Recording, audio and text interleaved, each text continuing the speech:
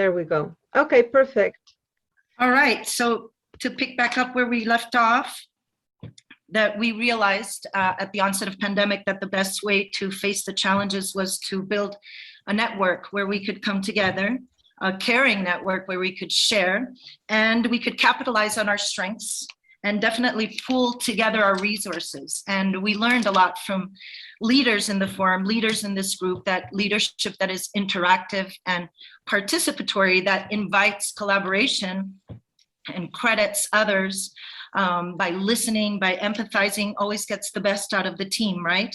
And getting the best out of the team begins with getting the best out of ourselves. So the part of self-care became really important for us in the forum, and just being there for each other, networking, and it's worked out so much so that we're here a year and a half down the line, and welcoming new leaders every day, and we couldn't have done it without you and believing in this community. So today we're here to recap and take some perspective on some of the objectives that we have accomplished together and continue to build on some new ones. I'm gonna pass it over to Gabby, who's made this incredible presentation. I always say she's my better half. She can always put into a visual these very complex and elaborate concepts that go on throughout the year, and she really brings it all together. Gabby, thank you for all that you do.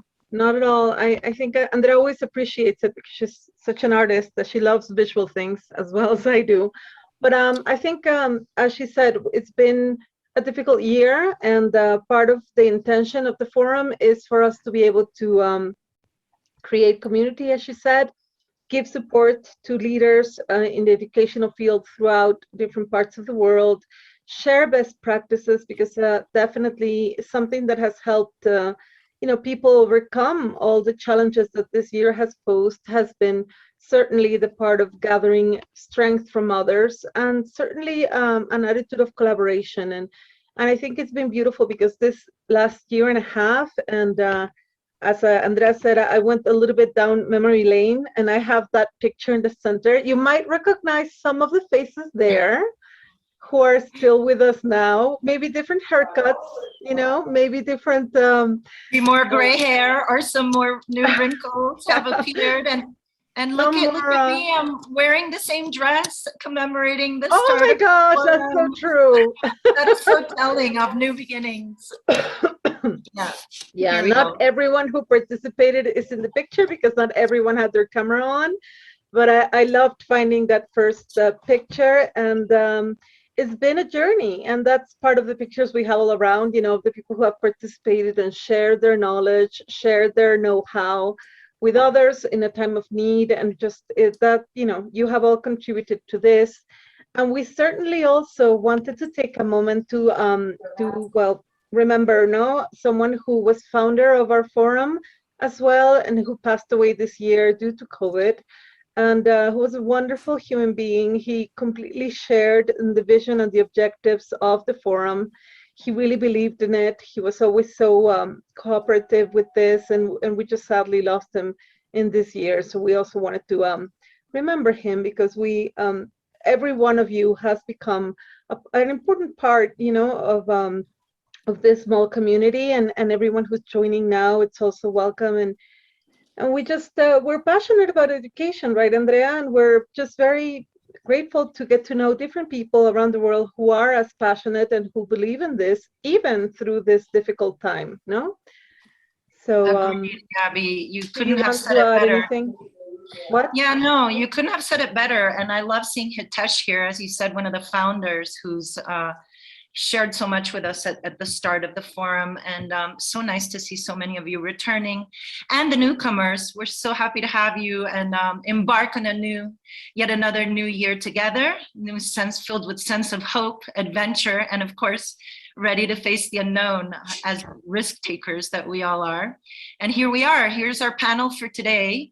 We intended the session today to be more of a conversation, less of a formal presentation, but certainly in wanting to continue with the spirit of sharing best practice and capitalizing on our strengths, is that we asked each of you to bring to the table one of your reflections and thoughts on reopening, a best practice perhaps. And then after this, we'd split up into little rooms where we could discuss in more detail some of the concerns or the challenges that you might be seeing in the year up ahead, so that we can maybe act in a way sort of to prevent or to be prepared for this unknown, for the unknown scenario. Yeah.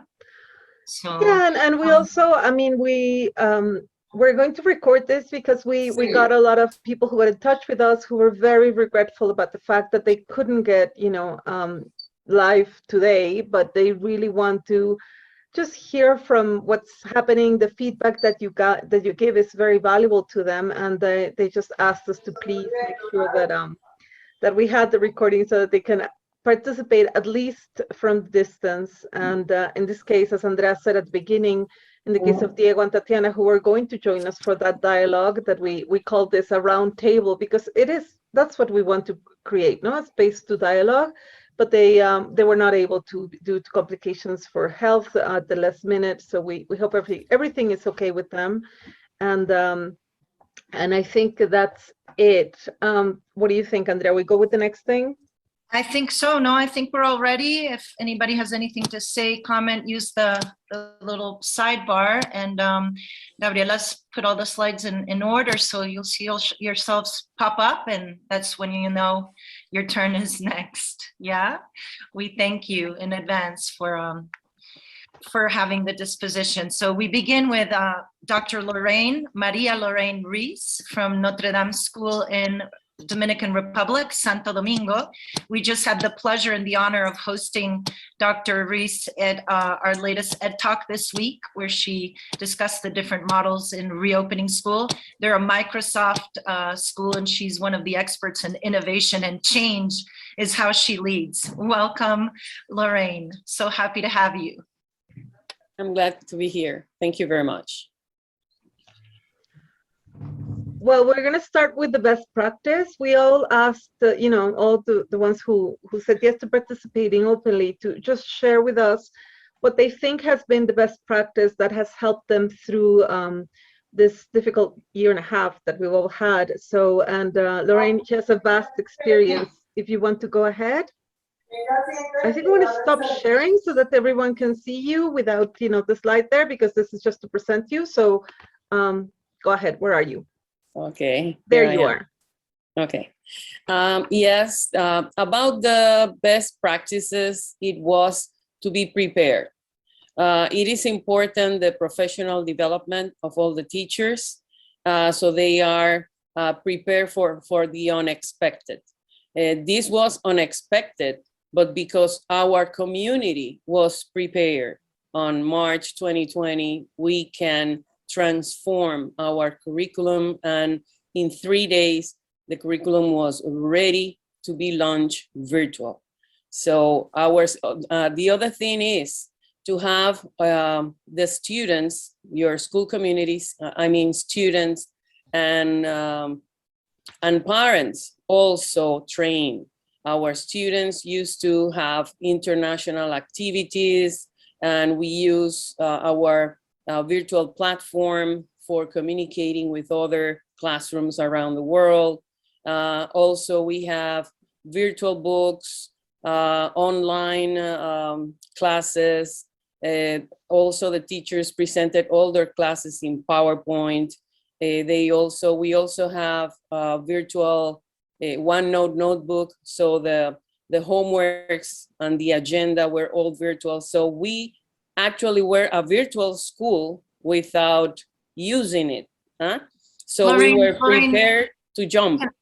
Can I interrupt for just 1 second and acknowledge that you said that international collaboration component? I think it's worth saying that one of your collaborators is here in the audience, is Patricia Romero, no? From AIM.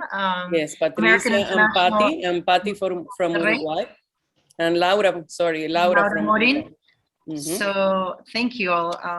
These collaborations are, I think, significant, and creating more opportunities like that means a lot.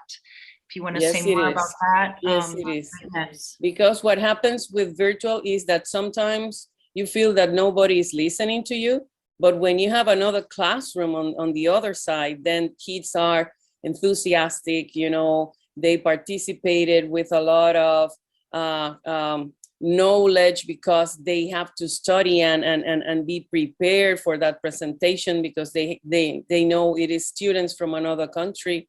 So it is very important that that connection is real, that is not a video, that it is a real person. Also inviting important people, MVPs for master lectures or master classes. We also do that, and also visits that we do a lot with Microsoft. For example, we visited museums, we visited parks. We also invited book writers. For example, the International Day, we had a webinar with Peter H. Reynolds, the author of the D. And that is, you know, we were in cloud nine. So when you have a person that is really there and he answers one of your questions, then, you know, that's the biggest gift a kid and a teacher could have. So that is very important. On the other hand is international projects, that you start a project, for example, we have a mosquito traps that kids made during the lockdown, and they analyze the larvae, and then they share the pictures, and they locate in a Google map, they locate where they took that picture, so we can track what type of mosquito was in what area. And we also help connections with the Ministry of Health in the country, public health. We also have that connection. So we also help Dominican authorities tracking mosquitoes. So these kind of projects that are significant to your area, that can solve or tackle an issue in your area, you know, made the kids feel important, that they will contributing as citizens with their country. Also, it is important to the wellness, student wellness, teachers' wellness, parents' wellness. So the wellness center, we have more people working in the wellness center. We use school day, that was very helpful. And now we are used to ask people, how do you feel? How do you feel today? Huh? So sometimes you are a teacher and nobody asks you if you're sick, if you have a problem. And now we are used to do that. The parents, the students, the teachers, the whole community, the staff, everybody. Now, how do you feel? They know it's important for you to share, for you to speak out, for you to have a voice of what is happening to you, and the people collaborating with you to help you.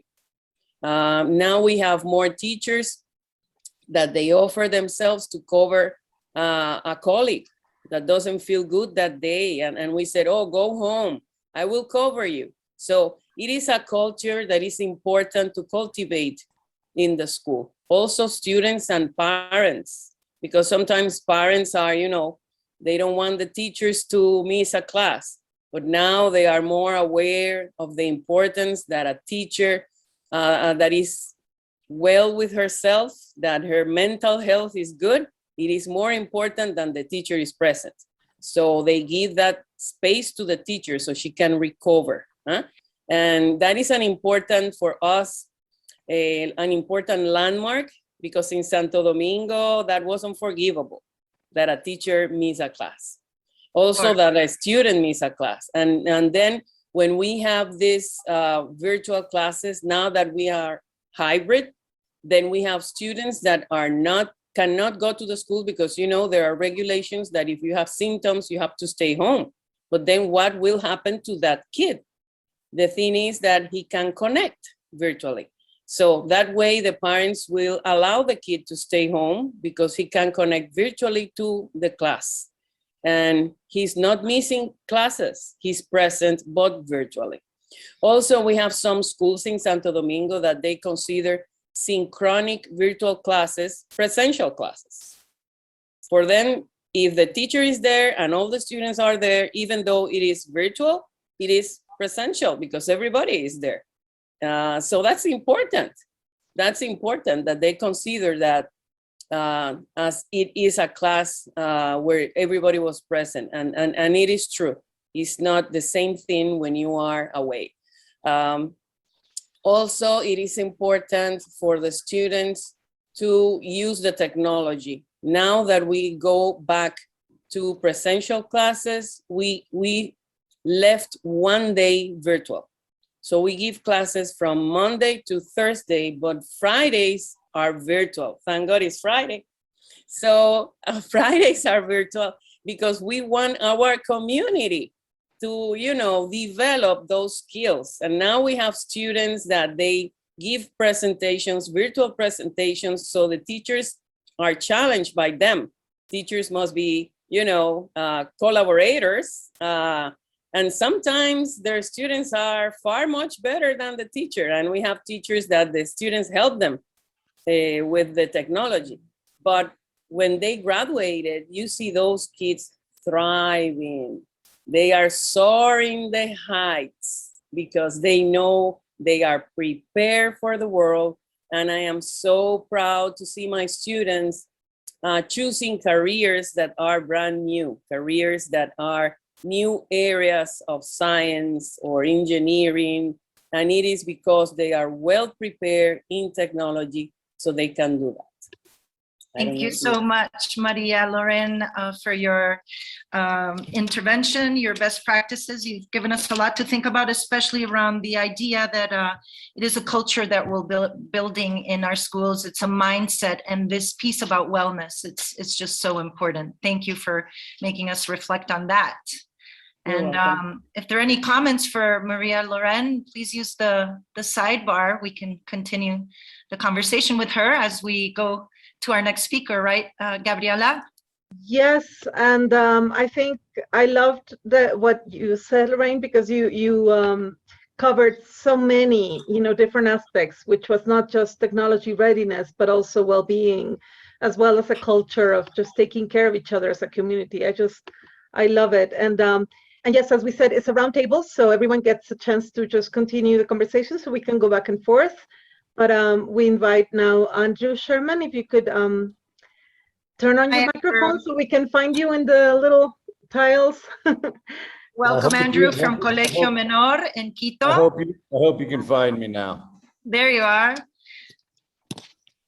Great. So it follows great from Lorraine. So thank you very much for sharing this idea of concern for others and well-being, and this idea of checking in on others and helping each other out. I mean, it's been really essential. One of the things that we started during the pandemic was really a recognition that students were dealing with a lot of stress and anxiety and a loss of what was pretty much a life that was filled with time outside of the school and connecting to friends and connecting to teachers. They lost that. And so we started with a lot of this focus on, social emotional learning, continuing to focus on social emotional learning and caring for your students and listening to them. And then, halfway through last year, we realized, some of those same social and emotional sort of skills we hope that the students are developing, perhaps our teachers maybe don't have that level of competency, that level of ability to kind of transmit those, and they're suffering as well. So we started talking about really switch the conversation a lot around you need to care for yourself, and setting up a program. We adopted a program, a brand new program, and piloted it from Second Step. Many of you may know Second Step as a social emotional learning program that's designed for children and adolescents. But they've come out now with a product on adults, and having adults going through learning about social and emotional aspects and how to manage stress and build trust and key elements of building a community and self-care. And we realized that was the piece that was missing. We were adding more work and more stress and anxiety to our staff by talking about the self-care of students and working with students. And they turned around, as I said, halfway through last school year and said, hey, you're asking us to do something that maybe we don't have all the tools to recognize how to do that, how to carry that out. And so we took a step back and we really changed our focus, not on, nurturing and caring for the young people. That was there and we recognized it, but we really started to focus on nurturing and care of our staff and making sure that they understood and recognized what those elements of social and emotional learning were, so that they were taking care of themselves to be able to take care of others. And so a relatively new program. In fact, the next 2 units aren't built yet. They won't be built until spring from Second Step. But we really found it was helpful to kind of get us to recenter ourselves and to think about what we needed for ourselves as educators in this, troubling times, anxious-filled times of not knowing how to deliver the teaching that we always were accustomed to delivering, switching from virtual to hybrid to presential and somewhere in between in different moments. And so we really began to center ourselves on what does our staff need, first for themselves, and second, for them to become more capable and feel more comfortable delivering social and emotional lessons and activities for their students. So work with developing the capacity of our teachers, getting them to feel like they're doing a better job of caring for themselves so that they could care for others. And we've heard it before, the airplane and the mask dropping down, you got to cover your own mouth and get the oxygen you need to be able to care for that young person next to you so they get their oxygen mask on. And so we really thought about that in a lot of ways that we didn't initially in the pandemic, and then began to realize that asking teachers to do something without necessarily checking in with them to make sure that they had a comfort level in delivering on that was creating extra stress and anxiety on them. So take a step back, figure out what we needed. We looked for something that was unique and something that Second Step came out with. And really in this moment of pandemic, in this moment of recognizing that adults may need to go through some steps as well in becoming comfortable with who they are and what they're all about, so that they could actually transmit that sort of more holistic teaching approach in terms of nurturing and caring for others. So that's our best practice, sort of recentering ourselves, making sure that everybody is doing well at our school in terms of their social and emotional well-being. And I think from there, you can do a lot of things, but if that's not taken care of, if that's not focused on, then learning's not going to happen. And you're going to have a lot of staff that just don't feel comfortable or competent to begin to sort of address the number of changes as educators we've faced in the last 18 months. Wow, Andrew, I really, really admire what you've said, because you've taken that super important component that we've seen with our kids all year round, is that when they felt stressed, anxious, and isolated, they weren't learning at all. And we realized that if we made them feel better, they'd be learning better. So when I feel good, I learn better. And if we translate that to the staff, when I feel good, I can teach better, I can work better. And then there's that, balance in both parts. It's like, I'm okay, you're okay. It reminds me of that book my parents used to read back in the 70s, right? Anyway, so. That's the 80s, Andrea. Don't get 80s. it wrong. Okay, I was born in the 70s, right? I wasn't reading then exactly. No, actually, no, I've got it wrong. They read it to you in the 90s. Let's make it even better. Thank you for that. Anyway, so building up the capacity of the teachers, their competencies, and giving them the tools. Again, the tools they need. They might not be technologically driven in all cases, right, Gabby? But certainly, thank you for the recommendation on the Second Step for adults. I know that you know the program well, Gabby, for kids, yeah? Yeah, and I think, as Andrew said, we're going to find common ground on some of these best practices, but I think the approach is very unique to each one. So I appreciate so much everything that Andrew talked about, and it's so true. If you tell teachers to do this, but you don't check in with them, then it just becomes another task. So it's not really doing that for them. So yeah, I love that. Okay, well. And now, with this, we go ahead. welcome Tom, Tom Wingate from the Wingate School in Mexico City. the one that's up there in the mountains with the beautiful pink flowers and the views of the lake. Thank you so much for always sharing those with us. They warm our hearts, Tom. Welcome, Tom and Vinay, correct? Are they both That is correct. coming on together, right, Gabby? If you wanted to show Vinay's slide Yes, as of well, course. so everybody can identify him as coming from the same school. And here we go. We're about the same age, okay? I just want you to know that, all right? More or less, couple of years.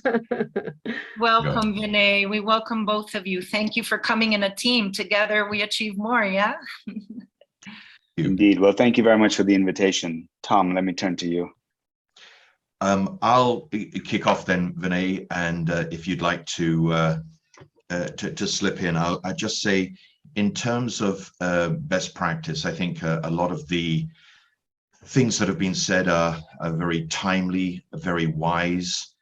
You can't give what you don't have. I think that's, in summary, what we've been hearing, what Andrew certainly was saying just now. We are very aware of the whole health issue. I think sometimes we tend to see things in a very kind of concrete and practical way about, complying with educational authorities and their regulations, and if you don't do that, your school doesn't function, can't open. So in Mexico you have the SEP, Secretaría de Educación Pública, and I think we got a pretty good relationship with these folks, but it's been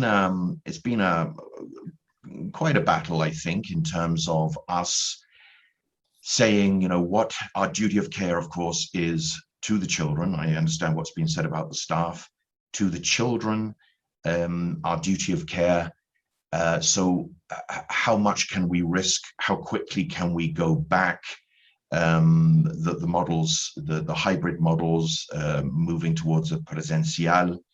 Actually, on Monday, we're going to go back to a 3-day hybrid model and 2 days online. I really enjoyed hearing about the Friday option of some of the things that we have encountered now will stay with us because we realize how good they are. So I'm sure Vinay and I and others in the team will be thinking about that idea of, we were in fact discussing it just the other day, of course, the idea of, when do we go to 4, when do we go to 5? Well, perhaps 4 is the new 5.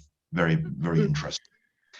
One of the things I think has, let's find a silver cloud, a silver edge to the cloud. And I think that the pandemic has been pretty scary, hasn't it? Let's face it. And some of the children have literally been in a lockdown.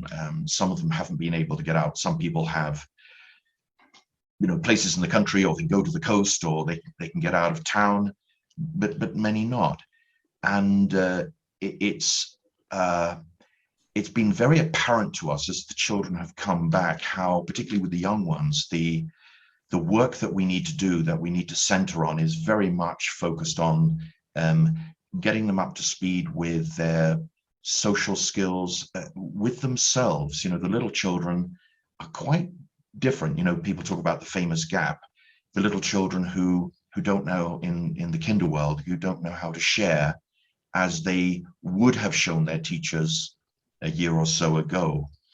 And so we've got to encourage, we've got to really empower the children. I know that's a bit of a cliche, but empower the children and say, you have achieved something that me, Vinay, others, we've never been asked to do, obliged to do, and all credit to you. So every opportunity I can get, simple, old, traditional, old-fashioned thing, everything that I can do to encourage the children, I'm going to do. One little detail, and I'll pass over to you, Vinay, in just a second, please. One detail that we do, that we carry out in the Wingate School, and it's more meaningful in the world of writing, but as of pre-first, our year between Kinder 3 and Form 1, where they go from a total English immersion into, we got Spanish to deal with as well. we have these special agendas that I'm rather keen on. And I can write in it, Vinay can write in it, the parents can see it. It's a confluence. And done well, this little agenda is the summary of their life in 2021, 2022. And it's more than just recording your home learning when it's set, when it's done, but there are lots of opportunities for me as I have the privilege of being their head teacher, for me to be in personal contact with every single student in the school. I'll descend helicopter-wise on a class, and I'll sit by the children and write to them and speak with them while I'm writing to them. But sometimes the speaking has to be reduced. There's only so many hours in the day.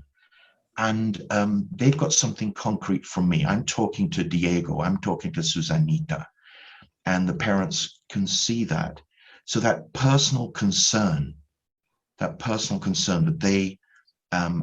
they know that I care very much for their well-being, both as people and as young academics who are learning, who are on this fantastic route. And so I'll end with this, they sign a document at the beginning of this agenda that says, I understand that respect for everybody else, my teachers and my work, is the #1 rule at the Wingate School. And like that, there's a real confidence building.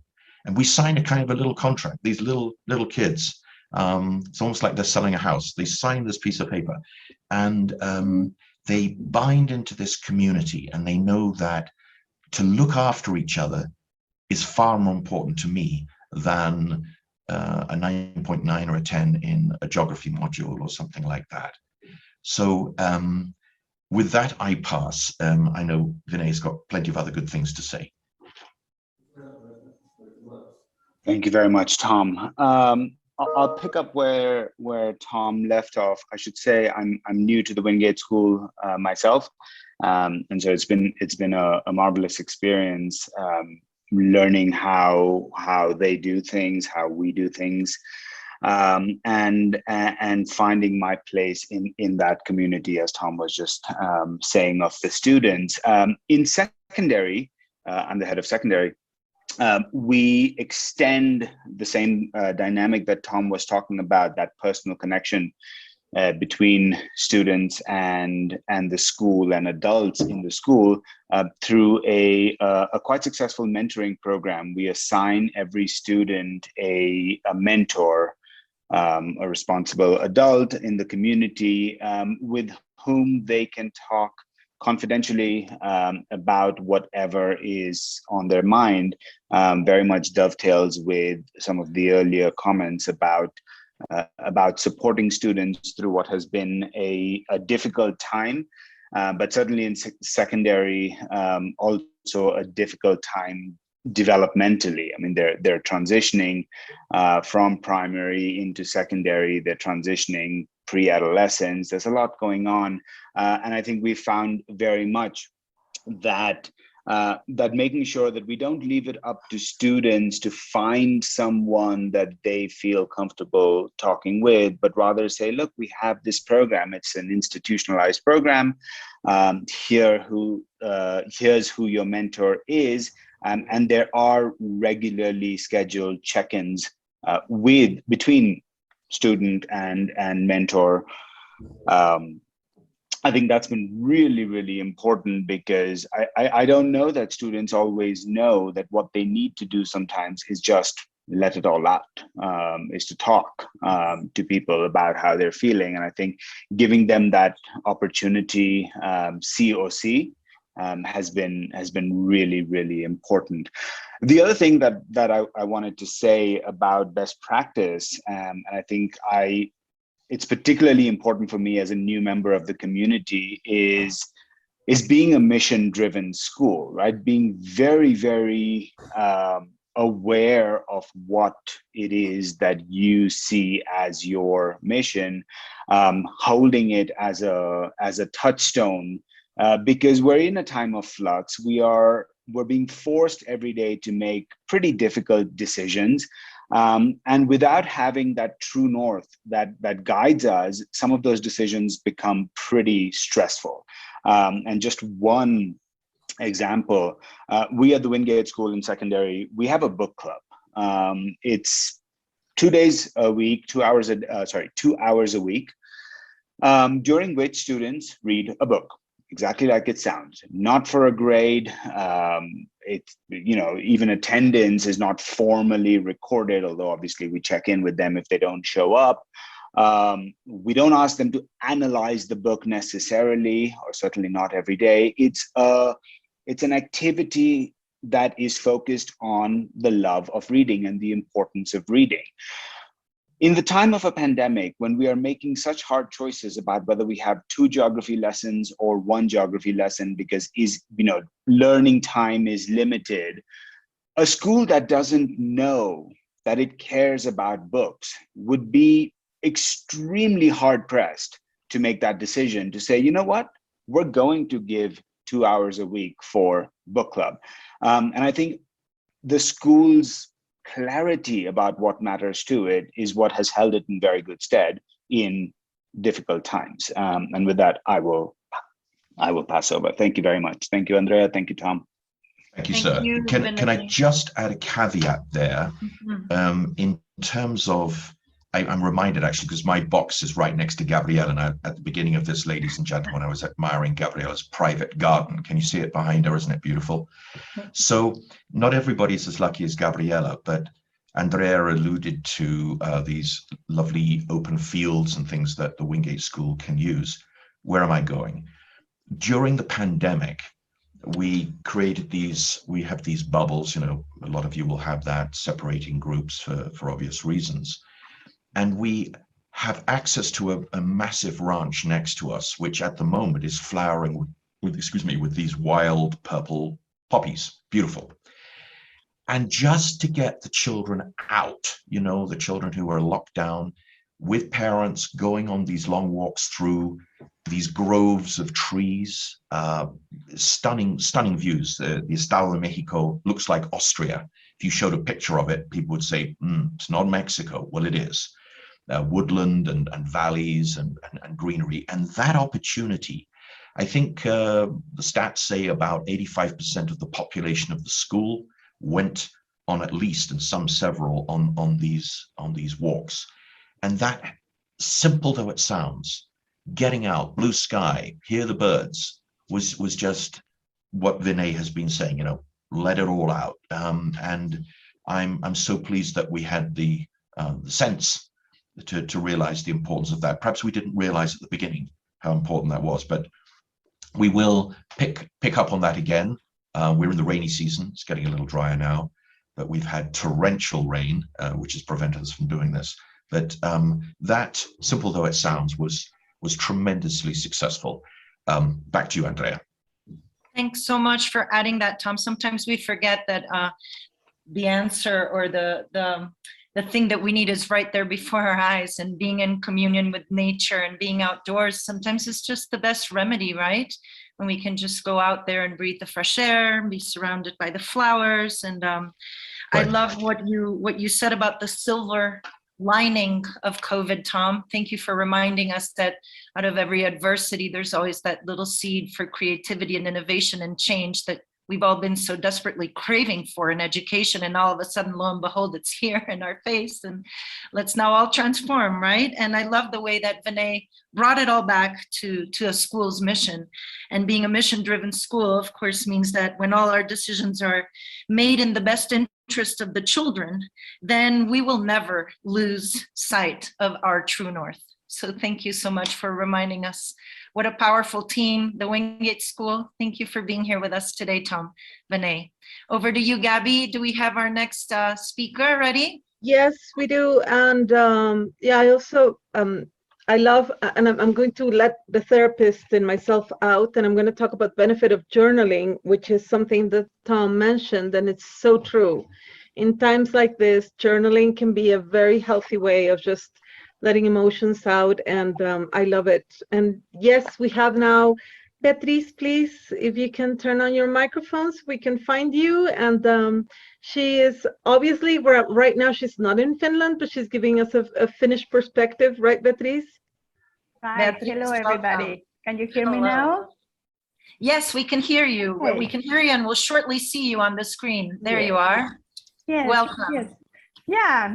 Hello from beautiful Cambridge today here in the UK. I'm dividing my time now between Finland, where I work, and was living until 2 months ago when we decided to move to the UK following some work opportunities and also study opportunities for our kids. But I'm still, here and there.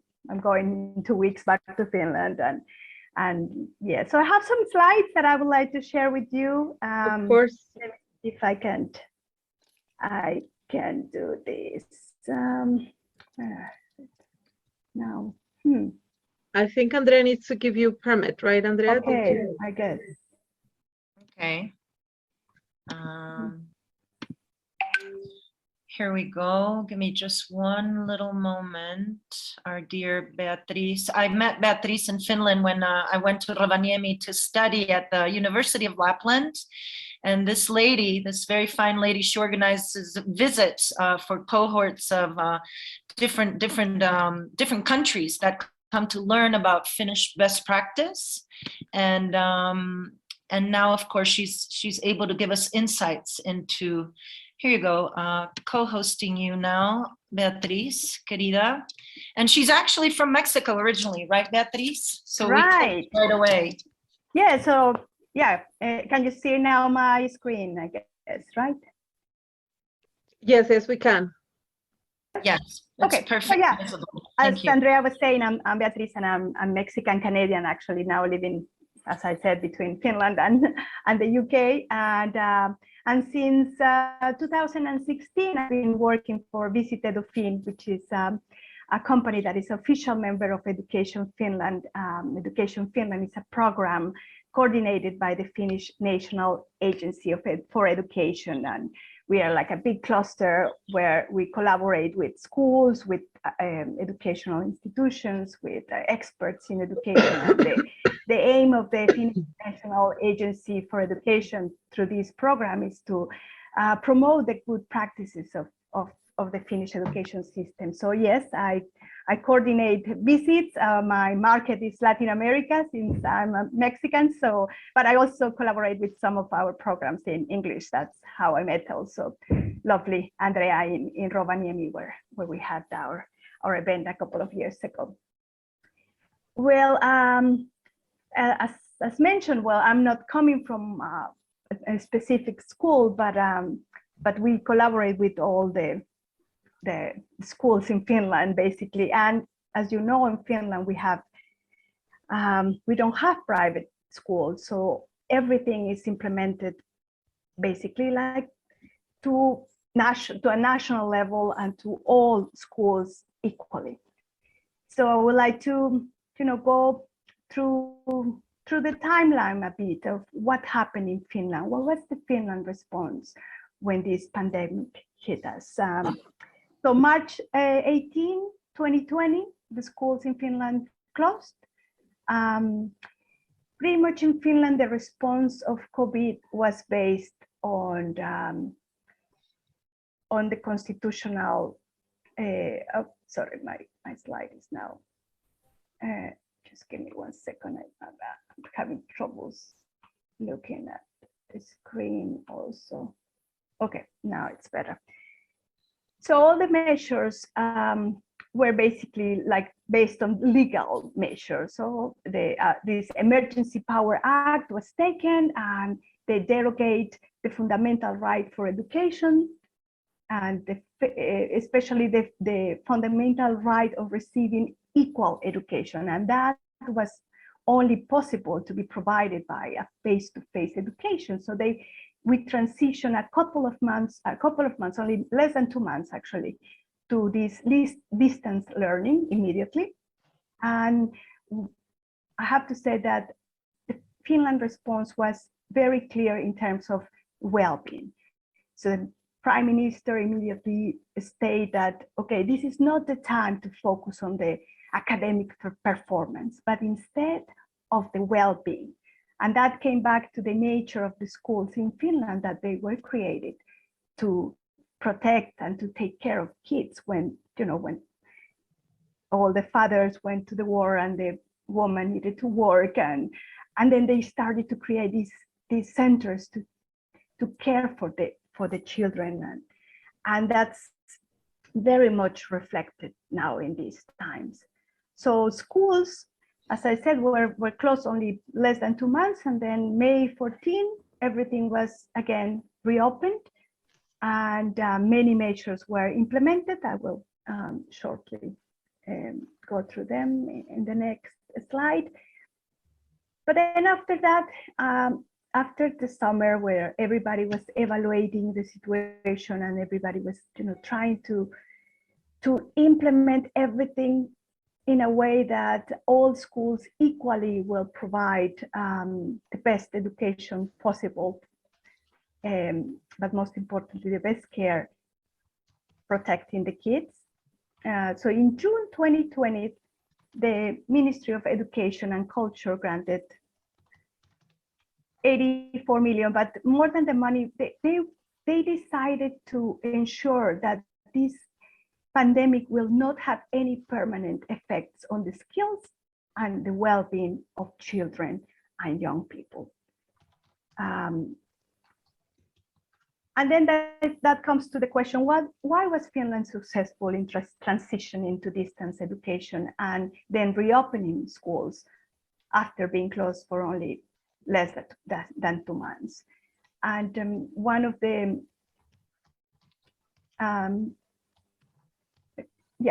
the activities that they implemented in the schools were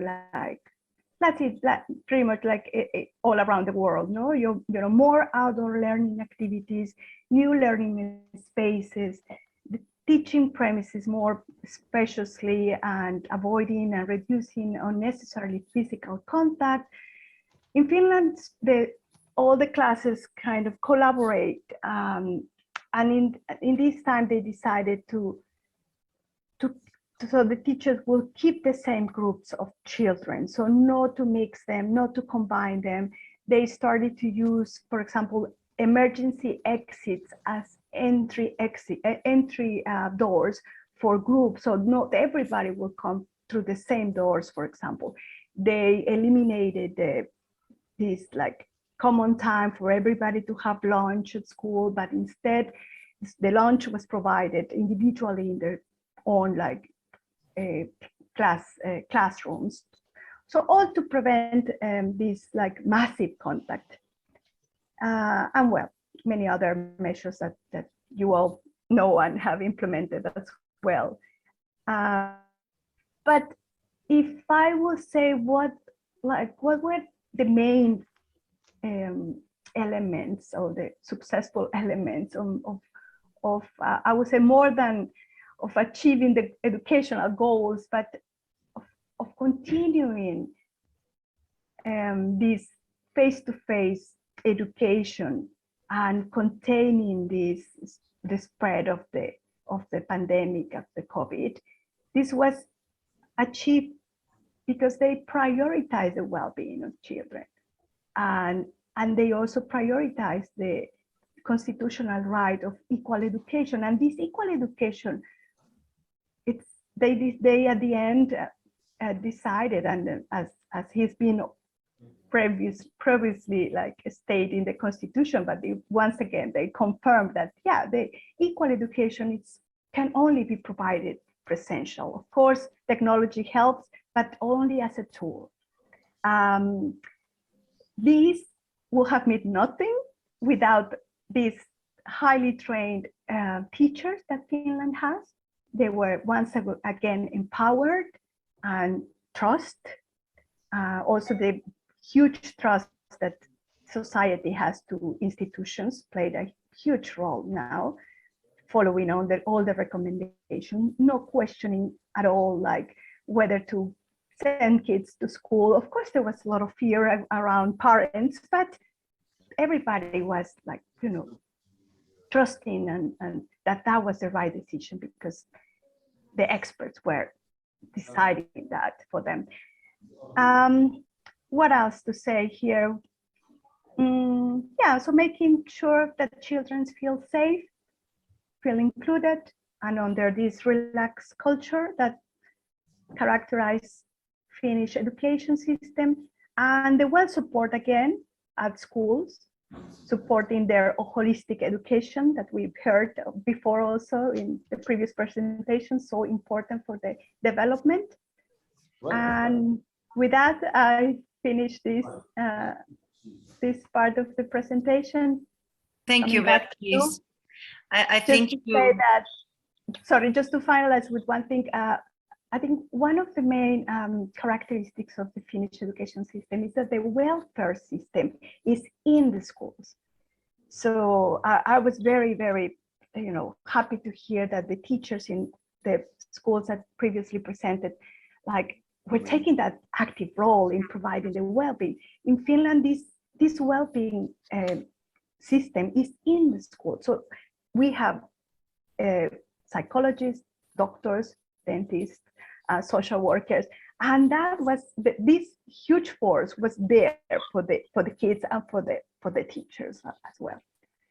And well, I'm happy to respond any questions. I hope this was interesting to all of you, and I'm looking forward to hear you all and to meet you in the breaking rooms as well. Thank you, Andrea.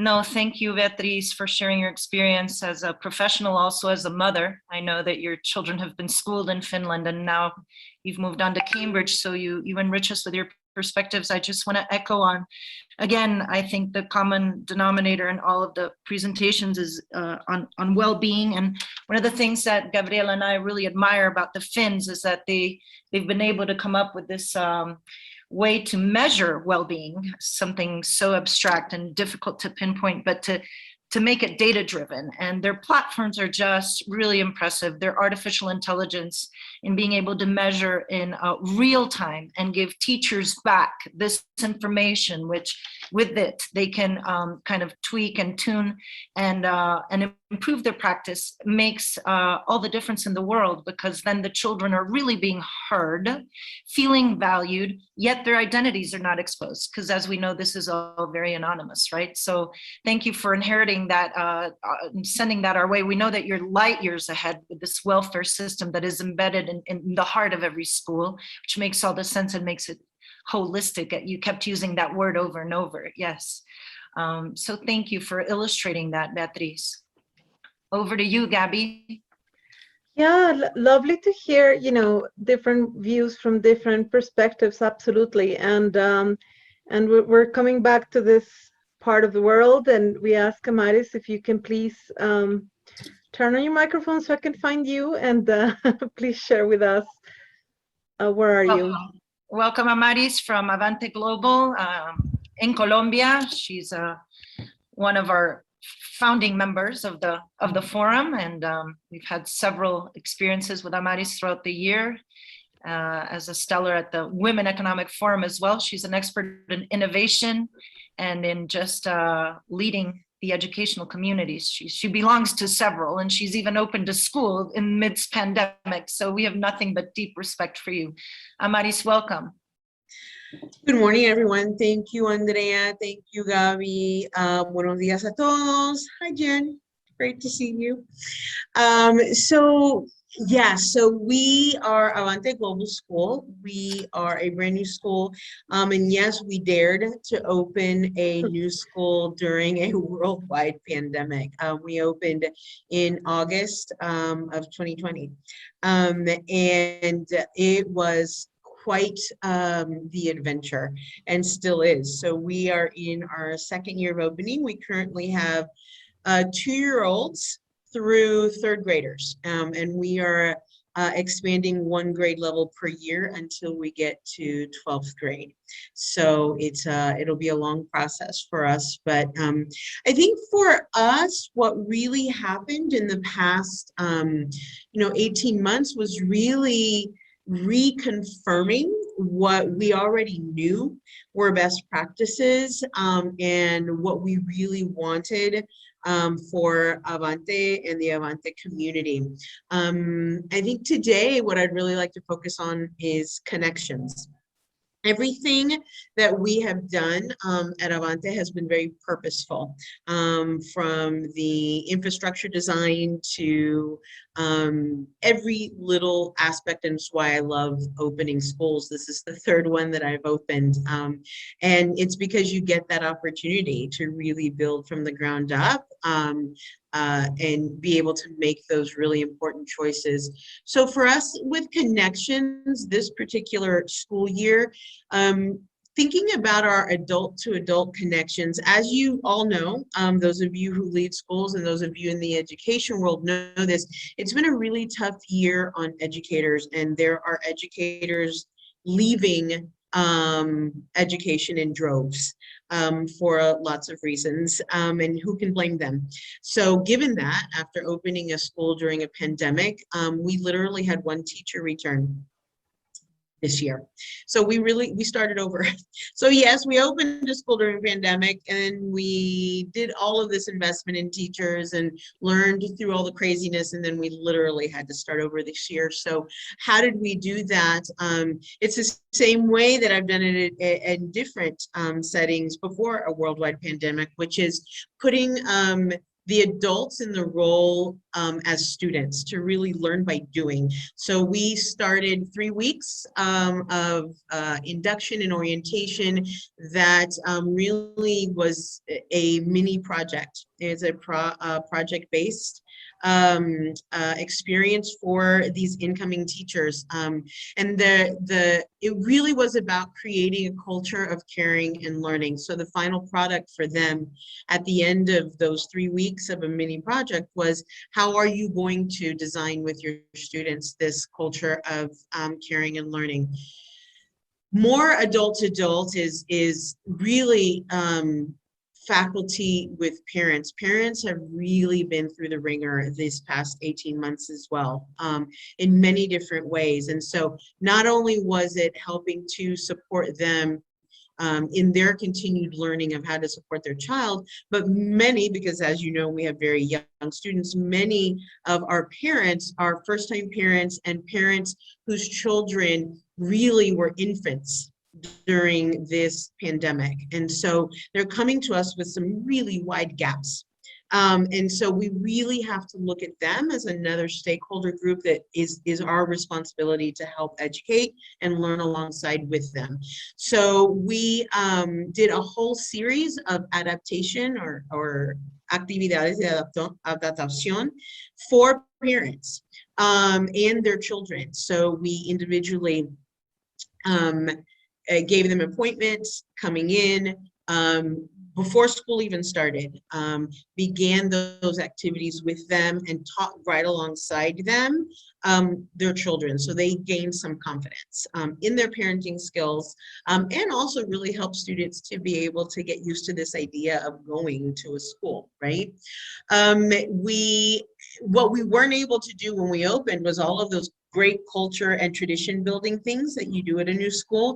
So we were able to do that this year, obviously with all of the biosecurity protocols in place, but had a back to school barbecue. It was the first time that, people actually got to be in the same space together. We made sure, and we learned a lot about this last year, about this just-in-time communication. That's not WhatsApp.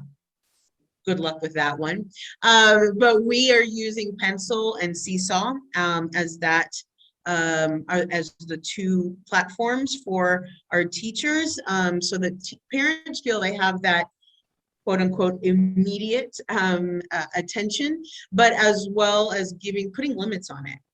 Because teachers need to have limits put on that so they don't feel so overwhelmed at having to have those conversations with parents in that immediate time. We purposefully built, you can't really see it behind me, but it's part of this yellow part of the building over here in the corner. It's called the Parent Pavilion. We intentionally built a space that is for parents to stay on campus. So that is their space. It's very much designed like a WeWork space where they come, they drop off their children. This is their room, their space. There's a coffee bar. They network there. They have meetings. All kinds of things. It's their space. They're on campus, but they're not in our space, which it's again about those limits, right? And it makes them feel super comfortable, even though they don't see their children necessarily. The fact that they're on that same campus makes them feel a lot more secure.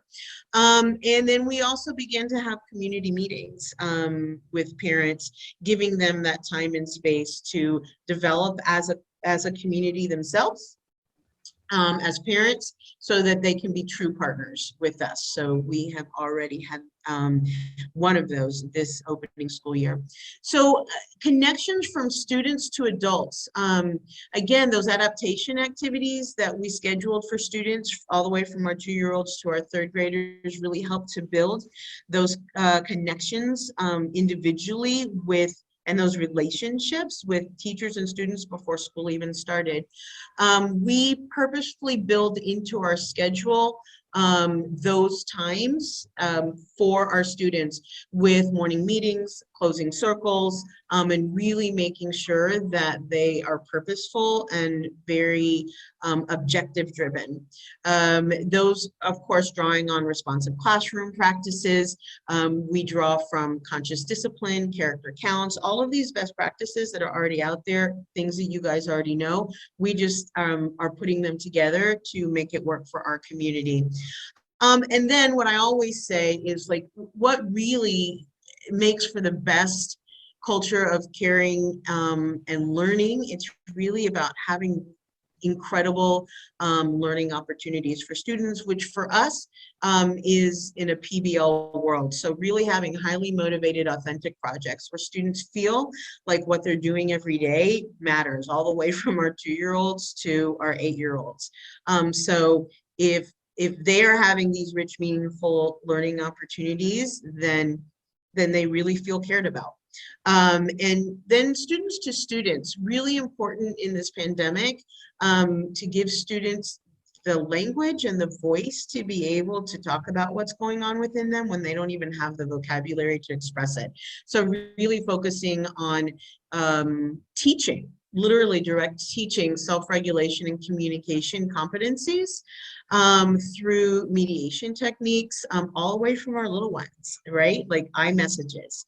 And really making sure that as we design that, it's a non-negotiable to have a calming corner in your classroom. So this is a space for students to go practice self-regulation, have an opportunity to determine when they need a break, what they need to do during that time. And they learn from a very young age that I have control. I have control, and I can take a moment when I need to, and I can come back in. And it also gives the opportunity for the adults that is working with them to have a moment to help them with that as well. So those are some of our best practices that we're still working on. We're not there yet. This is a work in progress, but we know that with fidelity and with intention and with consistency that we will get there. So that's what we're doing. Awesome, Amaris. Thank you so much for bringing in that other stakeholder group, the parents, right? If we have them and we emphasize them as partners, then it strengthens everything else that we're doing, and everything just starts to make sense. I love what you said about learning by doing and having the adults do as children do, and these mini project-based learning experiences just sounds, it can be more fun, right? Or more appropriate, in making their learning authentic and holding them responsible for it, of course, ultimately is what we want. And that co-constructing of knowledge and experience. So thank you for shedding light into all of that. And I'm turning it over to Gabby. I think we're, just about at the end of our roundtable, correct? We have Nigel Fossey, welcome from King's College in Panama. He's coming on board with some other members of his team, and we're so happy to host all of you. Joe Sharples, of course, the head of primary school for King's College in Panama, and perhaps maybe we will have Matt Lawrence join us Not sure if he's joined already, but he may be coming on board, the head of secondary. So welcome to the team from King's College. Nigel, thank you for organizing that you would all be here. Over to you, Nigel. Well, thank you so much, Andrea, and it's lovely to see you all together. And I think that the first thing that comes to my mind when I think of this group, and I've been involved in this group I think just for about over a year and a half, is that sense of community and family. And when I talk to Joe and Matt in my own school, and I talk to Katie, who's also part of the Inspired group, and Katie and I talk every day, and commiserate and share and celebrate as fellow head teachers very openly, because we're part of the Inspired group of schools. We mention family a lot. We are a family of educators. We're a family with our teachers, with our parents and our children. And I think what the positives, and I really want to emphasize that the positive learnings of the past year and a half, it's really been the fact that we are so well connected, and we've got a wonderful community. And Vinay, it's nice to meet you from the Wingate School. I know that you mentioned to Matt, he was very excited about meeting you again, so hopefully he's on the call. Oh yeah, I can see him now. He is, and we have said hello, so thank you very much, Nigel. Wonderful. Welcome, Matthew. Good to have you. Thank you for joining. Thank you, Andrea. Good. Hello, everybody. Wonderful to see you all. Thank you very much. I have to say, I want to pay a compliment to Matt, and this is quite a nice forum to do it, because without Matt, I don't think I would still be in Panama. Panama is very. We had a very long and tough shutdown, and there I was a little bit jealous when I was hearing about the Finnish experience of a 2-month lockdown. Panama, we really had to fight to actually open, to the extent that there weren't any clear guidelines from the Ministry of Health or the Ministry of Education to schools to reopen. We had to push very hard, to the extent of using the media to lobby, mobilizing our parents, and actually I think what helped us to actually achieve that reopening back in March, when we were allowed to send our children back for, I think it was 4 hours every day, under very, very strict conditions, where they had to wear visors and masks, and we had a 2-meter social distance, was the fact that we had a very clear vision for what we wanted afterwards. We wanted our school to thrive. We wanted our families to be fully behind us. And I think sharing that vision of what the school was going to be in those very dark days of sort of February 2021, in fact, when we've been already nearly shut down for a year, and Panama was going through another lockdown. Having that vision for the future was very, very important, and telling a story about what it was going to be, that the school of the post-pandemic era. And we also didn't want to just go back to where we'd been before. We were a fairly established British school in Panama, but we wanted to move the educational paradigm a little bit further forward. We wanted to go with high performance learning. We wanted to really be more of a beacon school within our region for deep learning and feedback. And so for us, it was really important to have that conversation with the teachers about what sort of pedagogical model that the school would have. I think it was really helpful that we had the experience of fellow educators, and I want to thank Katie in Blue Valley. Blue Valley opened a couple of months before us, and I think having Katie talk very honestly and openly about her experience really helped me to have some sort of shortcuts in terms of how to communicate with parents, how to be really honest and open about certain aspects of things with the biosecurity protocols. But also, the focus on the staff well-being, and I really liked Andrew's contribution on the teaching the staff self-care. I can't pretend that we did it probably as systematically as you did, Andrew. I think we did it maybe more randomly. But I think to have the teachers happy and stable and settled was the most important thing to the success of keeping the school going during the pandemic. And I mean, with us, it was the case that most of our new teachers didn't actually arrive in Panama until about halfway through the academic year, because the airport was closed and they were teaching from the UK. So they were sort of getting up, starting to teach at about lunchtime, and then sort of finishing their teaching day about midnight. So I really want to applaud our teachers who were, I don't know how they did it. I have just every respect for them. And yeah, there's so much I think that we learned, but I wouldn't mind going over to Jo and to have Jo's experience, because Jo has a slightly different experience from us in Panama. She was in the UK running a primary or elementary school there. And I think Jo has some very good and very different insights into what she learned from the last 18 months. Yeah, thanks, Nigel. It's lovely meeting you all. As I said, I've come from the UK, so I've only been in Panama sort of 2 months. I want to share two perspectives, really. The first perspective from my UK experience was how valuable schools are to a community, and how important they are to get them open again. They're important for the children. I think we can all agree, and I've heard it several times, about the well-being of children. Having the children back in school has been absolutely incredible, and is why we have schools. So that's very important for me. And I also, how important schools are for parents. It's been a massive understanding that our parents were absolutely fully supportive of us having our schools open, and how important communication. They were nervous, very nervous about sending their children back initially, but the communication with our families was massive. So schools as a hub for a community has really been heightened following this pandemic. But the main aspect as well that I really wanted to share with you was teachers.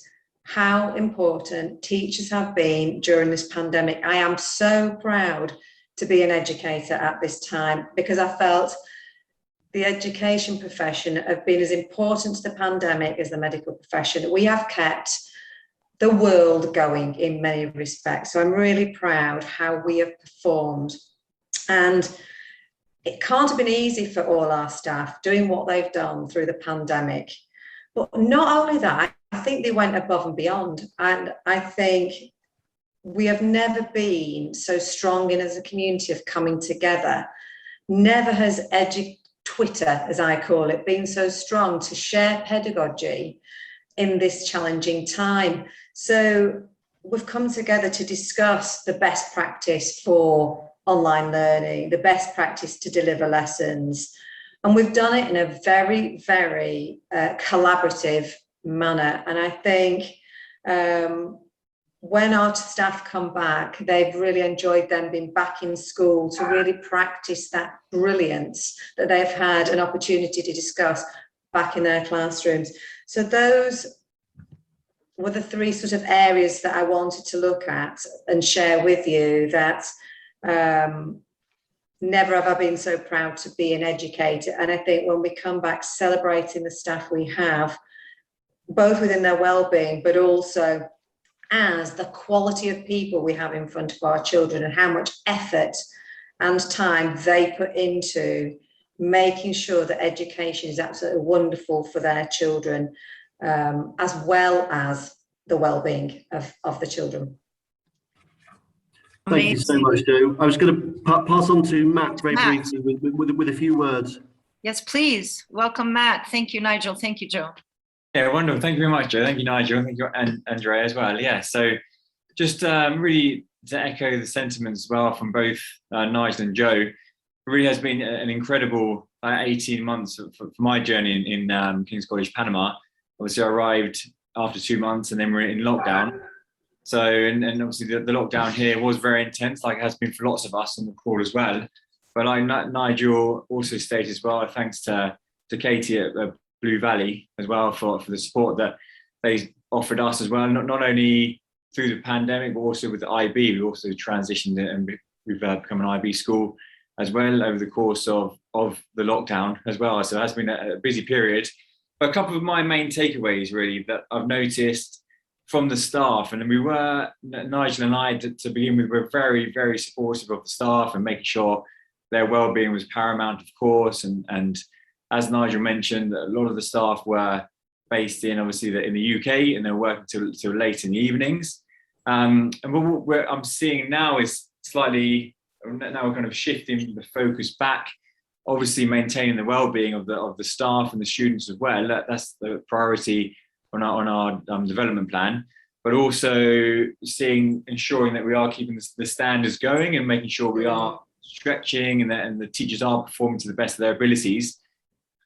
And because this is the first time that they're really on campus when we're open, and to almost implement the expectations we have of them, even though they've been working for us for a year, is obviously a new challenge that we face, and with the team as well. So that's almost like the new way of keeping them motivated, keeping them on side, and keeping them delivering top quality lessons. Is that almost like the new challenge as we come out the other side of this as well. And yeah, just really a final reflection on the students and how resilient they've been through this as well. And the schools maintaining the online lessons and following the schedule and supporting them throughout, really the impact the schools had on the children. And then when we were finally able to open, and even if it was just for 4 hours, the parents were just absolutely delighted by that fact. And now we're back in the school. It really is, the families are so supportive of what we're doing, and delighted to have the children back on campus. I think, so they're not at home with them all day, but for sure. So they're able to learn and be back with us as well at school. So it's been a incredible journey, but it's to be coming out the other side and now focusing on high performance learning, on wellbeing awards and other key elements within the secondary sections now is now excellent. So well, thank you for having me, and for allowing me to have a few words as well. Thank you so much for your input and your insights, Matt. It's very clear and very evident that you guys, your actions speak louder than words. Belonging to this big family that you keep referring to, Nigel, you definitely are a showcase of that at Inspired. I do want to echo what you've said about Katie at Blue Valley. Katie, are you there? She's an amazing leader with the biggest heart that I know. She leads everybody this way, and we've learned so much from you in the past year. And you've certainly made a difference to this forum. I know you've had a really, really complicated week. We're happy that your family is in good health again, and so happy you could make it this morning. And thank you, Nigel, for all your words of encouragement and all the credit that you give and you offer to your team. You certainly know how to make people feel valued and valuable, and this is what makes all of you together just so, what makes everything right. We appreciate all of you at Inspired. And with that, I'll turn it over to my better half, Gabriella. What have you got for us next? And we're wrapping up the roundtable. We're running a little bit out of time, we know, but we really want to listen to everyone and then have a short feedback on major concerns. But I'm going to hand it over to Jennifer, and I'm not going to even show the slides so we can go really quickly from one to the other. Please, Jennifer, go ahead. Absolutely. Thank you. And I had a feeling we might be running a little short on time. So for those of you who don't know me, I'm not connected to a school anymore, but I know most of you, I think. And as many of you know, I've actually returned to the writer's life. So I'm going to sort of cheat the system and share my idea, and then share a couple of blogs where I've written about this and offered some very specific strategies for teachers particularly. That you can share with your faculty. I think it's already been said to a large degree by others in the room that we have a real need for a feeling of community. And I think what everyone is feeling, adults, students, teachers, parents, leaders, is that sense of isolation. Forums like this obviously really help. But I'm particularly concerned about that deeper sense of belonging and the well-being that comes from feeling like you're part of a family, feeling like you're connected.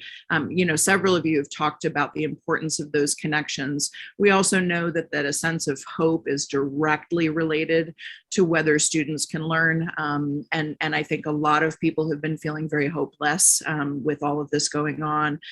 Just recently, a lot of the press has it hasn't been advertised as much as you might think it should be, but there is apparently a shift going on right now from, in scientific terms, from pandemic to an endemic virus, meaning that this is becoming like influenza, and that means that it's something we'll live with forever at this point, and that will continue to challenge us.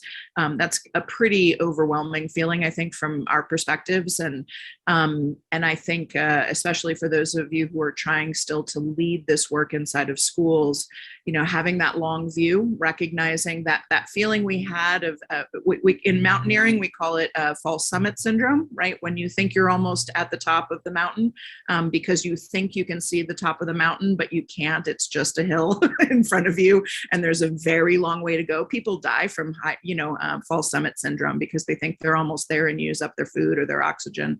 I think we've been suffering from that during this pandemic, and it's been very easy to think, oh, right around the next corner, this is going to stop. It's all going to be okay again. And I still hear that phrase, we're going to return to normal. And I think it's kind of time for us to recognize that normal may or may not actually exist anymore as we knew it. And that the long view of what does it look like to really build community, even with all this in and out of the schoolhouse, even with all the isolation, even with the masks, what are the new rituals and routines that we and our students can build to help them feel that sense of belonging and connection, even if they can't see their faces, even if they can't give each other hugs. You know, I've seen some beautiful photos of kids coming up with ways to give each other distanced hugs and, you know, things like that I've thought were really encouraging. So I'm going to share a couple of blogs that I've written, particularly on rebuilding community and security at the beginning of the school year and the use of agreements in the classroom and the return to rituals in the schoolhouse that I think can really help a lot when it comes to rebuilding that sense of, and I'm including that word security because I think we get our sense of security from our sense of community in many regards, right? There's not much to make us feel secure with a pandemic raging around us, but that community can give students a feeling of steadiness and surety and security, even if there isn't really a whole lot that's very secure still. And then the other one is also about the use of global partnerships and community partnerships, whether they're local or global, in the learning experience in order to build an even bigger sense of community. And I think we're actually in a kind of an extraordinary moment. Many of you know I'm the author of the Global Education Guidebook, and I was saying to a couple of colleagues, even 2 years ago, I was still teaching teachers how to connect with others.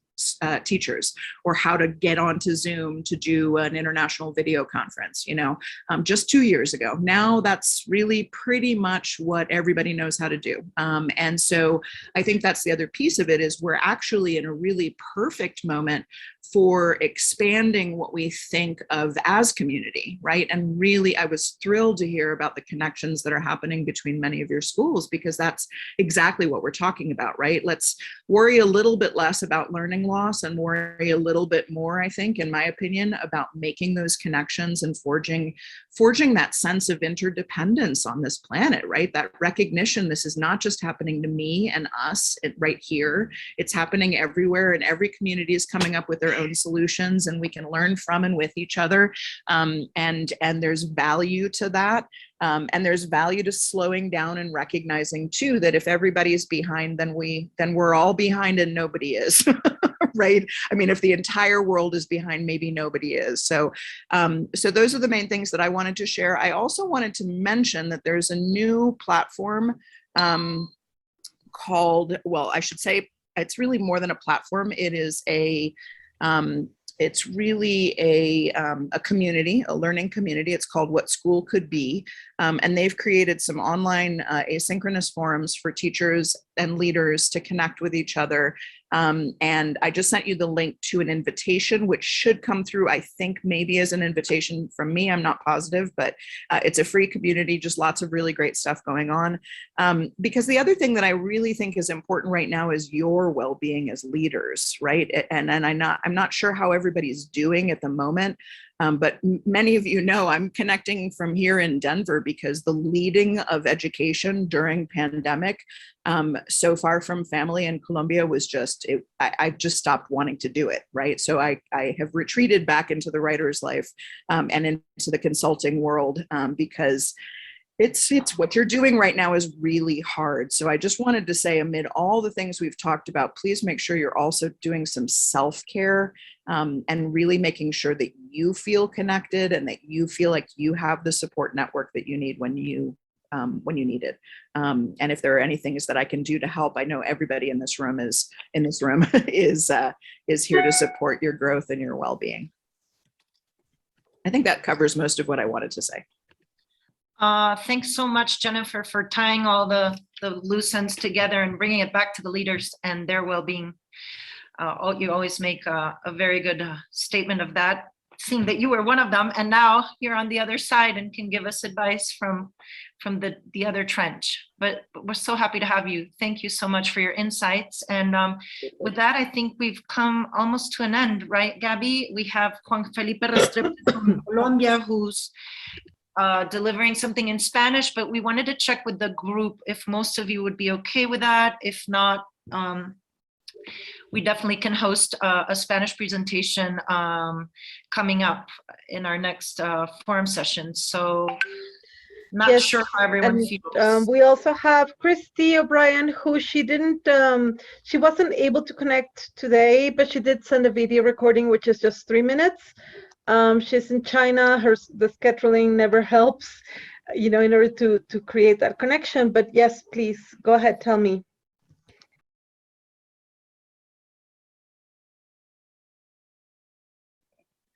Hello, everybody. My name is Christy O'Brien, and I work for Shanghai Community International School in Shanghai, China.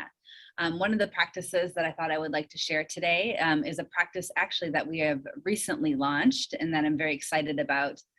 So in addition, I would love to hear feedback on similar schools who've tried it and what you've done to really make it work.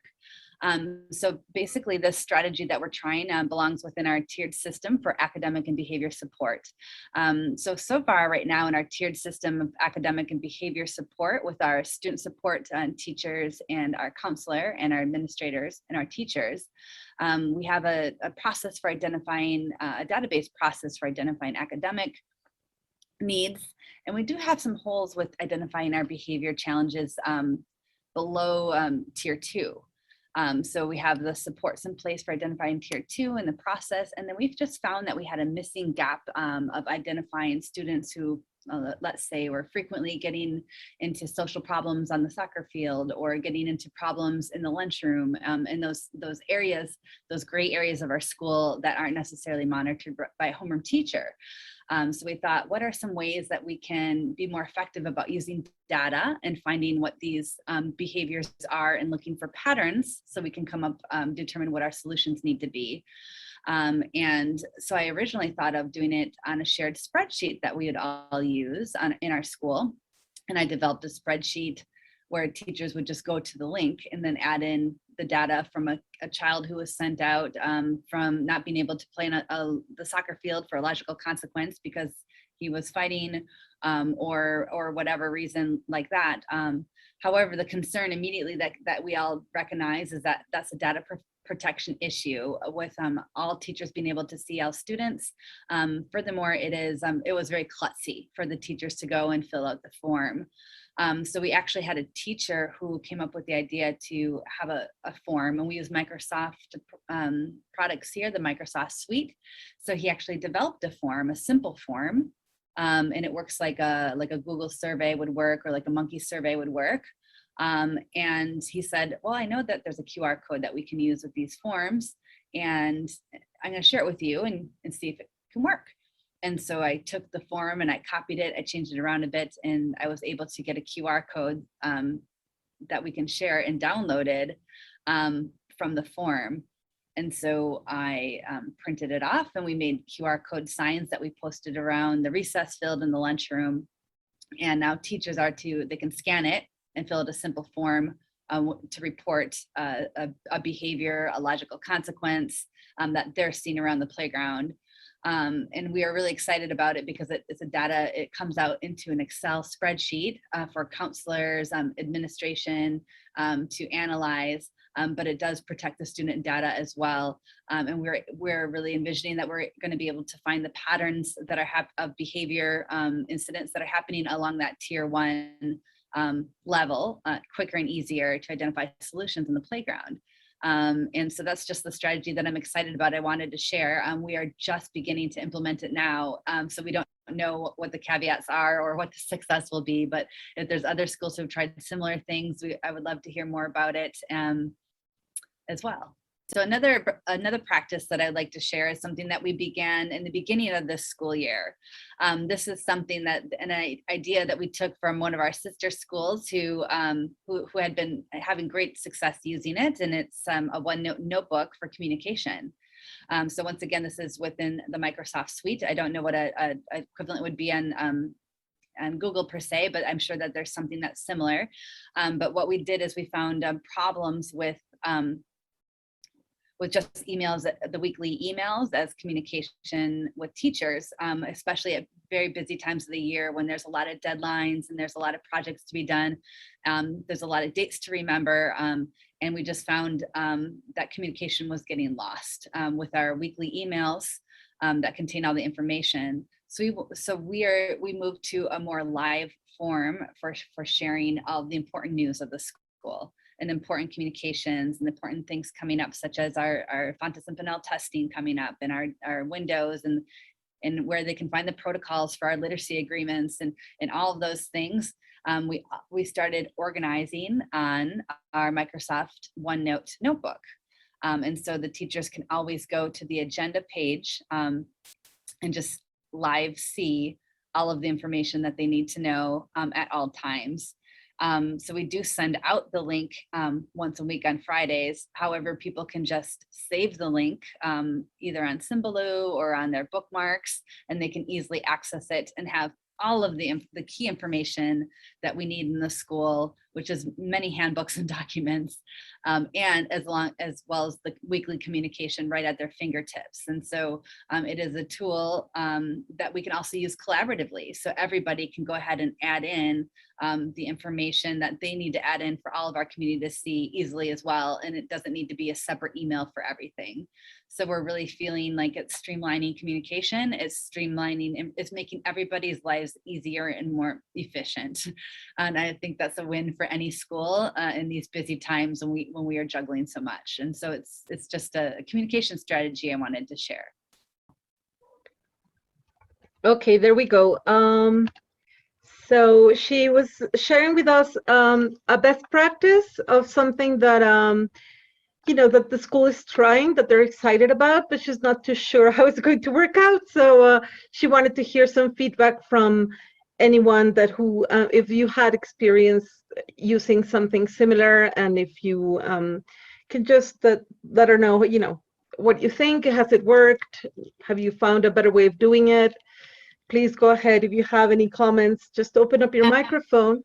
And a good way to communicate with Christy, because we're all connected in the Leaders Forum WhatsApp chat, would be there, since she's not here right now, to go into detail to her queries. What do you think, Gabby? Should we start wrapping up? Because we've had an excellent session and people have been super on the ball and everybody's been so participatory, and we really appreciate that. And then we're coming on to 12:21, and I know you wanted to wrap up with a amazing Mentimeter. So why don't we do? I think everyone, the idea for the session was, of course, share best practices, but we also wanted to talk about major concerns for what's coming ahead. And we created this space where we would like you, we wanted to do a small group feedback, and if any of you can stay and want to do an open mic right now and talk about this, of course we can do it. If you need to leave, we understand, but if not, maybe you can just very quickly go through this QR code, or going to the page of the Mentimeter, which is at www.menti.com, using this code of 64131378. And you can just type in, what are some of the things that are concerning you for the challenges that are coming up, and just leave your feedback there. I don't know, how's everyone, how would that work? And have you tried Mentimeter before? It's a nice way of giving feedback, and we would love to hear it from you. So if you can go ahead and do that right now, it will be amazing. And can you project the results, Gabriela? That would be a good way. And then people that want to stay open mic and just talk about what they've, and the others that need to leave, well, we'll see you all next time. But I've written down the Mentimeter and the code. You can just pop it into your phone and type your concerns that then Gabriela will project. And Andrea, how could we, I'll have to cut loose now. Will this stay open for some time? Yeah. This will stay open and we'll share it with you. Gabriela has a really neat way of sharing the recording and sharing the material, what we've presented. We'll share what's on the Mentimeter. The idea was to pinpoint some of these concerns and questions and, use it as a backbone to our next forum. So definitely just go ahead, Robert. And I think that might be the case for most. So. All right, and yes, please don't forget feedback for Christy. She was sending her love. She was very sad that she wasn't able to join, but I saw that Beatriz shared about the Kiva program from Finland, which is, I know it's amazing for monitoring behavior and situation with students. So yes, of course, if anyone can think of anything else, just either type it in or just open up your mic and share it. And thank you everyone for all the ideas that you've shared, and please do share with us the concerns. As Andrea said, we're going to be taking those into account for the upcoming sessions. We will be scheduling according to how the crazy calendar allows us, of course, no? And definitely. So please go ahead. Microphones, you're free from unmuting yourselves, okay? And also to say goodbye. Please say goodbye before you go. Tom, thanks for being here and for bringing your team along. Thank you very much. Y mucha suerte a todos, Felipe. Estoy fascinado con tu español y voy a practicar más. Muchas gracias. Many thanks. I practiced the English too. Thanks. Con mucho gusto. Andrea, Gabriel, Encantada thank de you so much. conocerles. Bye bye. Bye. Hasta la vista from Thanks, Santo Vinay. Domingo, Dominican Republic. Bye. Chao, pescado. Gracias a todos. Gracias. Gracias, Andrea, Gaby. Gracias, Andrew. Un abrazo. Thank you, everyone. And Andrea and Gabby, thank you so much for the invitation. I really appreciate, as the newbie, being invited to share my thoughts. So we'll be in touch. Yes, we will. Thank you, Vinay. All right. Congratulations. Thanks, everyone. Lovely to meet all of you. Thank you. Thank you for Take care. everyone. Adios. Bye. Bye. Bye. Have a wonderful weekend, everyone. Bye-bye. Gracias.